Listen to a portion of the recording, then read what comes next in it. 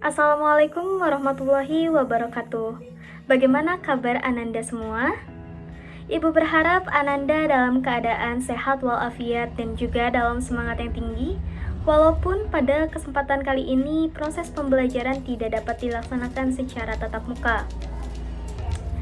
Di sini kembali lagi bersama Ibu Anisha dalam mata pelajaran ekonomi.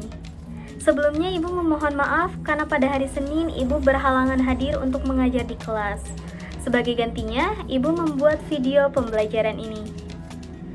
Sebelum kita memulai pembelajarannya, alangkah baiknya kita berdoa menurut agama dan kepercayaan masing-masing, agar diberi kemudahan dalam proses KBM ini. Berdoa dipersilahkan. Berdoa Ibu cukupkan. Di sini Ibu mau mengingatkan kepada anak-anak untuk mengisi kehadiran yang telah Ibu bagikan melalui WhatsApp group berupa Google Form. Di sana Ananda dapat mengisi kehadiran Ananda pada pertemuan kali ini dan jangan lupa untuk memberitahu dan saling mengingatkan kepada teman-temannya.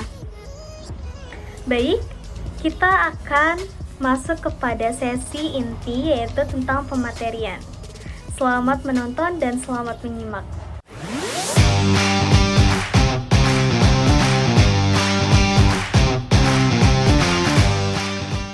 Kita akan membahas mengenai KD 4.8 mengenai konsep dan pengelolaan koperasi.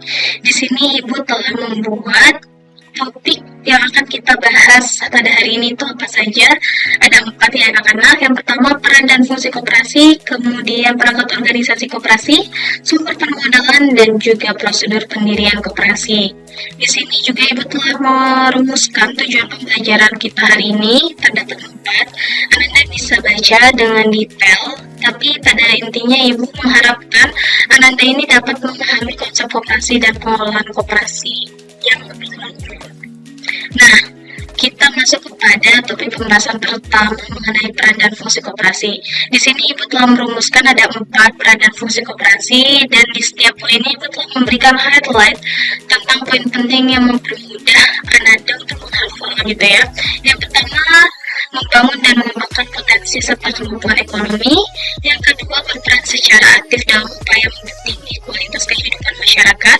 Yang ketiga, memperkokoh perekonomian rakyat. Dan yang terakhir, mewujudkan dan mendukung perekonomian nasional. Jadi itu ya anak-anak, ada 4 peran dan fungsi koperasi yang harus Anda ketahui. Selanjutnya di sini ada perangkat organisasi koperasi, terdapat 3. Yang pertama, rapat anggota. Rapat anggota ini merupakan kekuasaan tertinggi yang menentukan kebijakan koperasi. Yang kedua ada pengurus. Nah, pengurus ini dipilih dari dan oleh anggota dalam rapat anggota, dan biasanya itu masa jabatannya 5 tahun.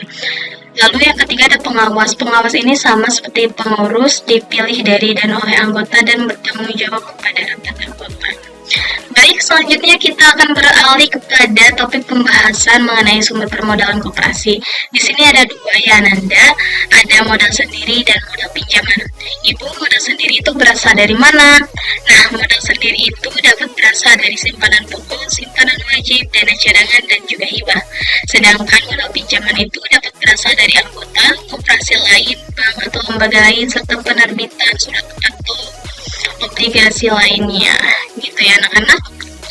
Selanjutnya kita sudah ada di penghujung pembahasan hari ini mengenai prosedur pendirian koperasi yang terdapat 7 alur.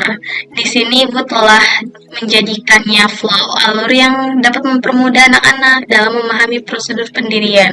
Yang pertama ada penyuluhan persiapan pembentukan koperasi, yang kedua rapat persiapan, yang ketiga menghadap notaris pembuat akta koperasi, yang keempat pengajuan permohonan pengesahan akta pendirian koperasi, yang kelima penelitian data administrasi oleh pejabat, yang keenam penelitian lapangan oleh pejabat, dan yang ketujuh penyerahan akta pendirian koperasi atau peresmian. Di sini juga ada gambar yang berisi alur pengesahan akta pendirian koperasi.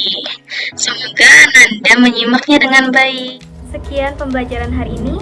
Ibu berharap pembelajaran hari ini dapat bermanfaat untuk Ananda dalam meningkatkan dan menambah pengetahuan serta pemahaman Ananda terhadap koperasi.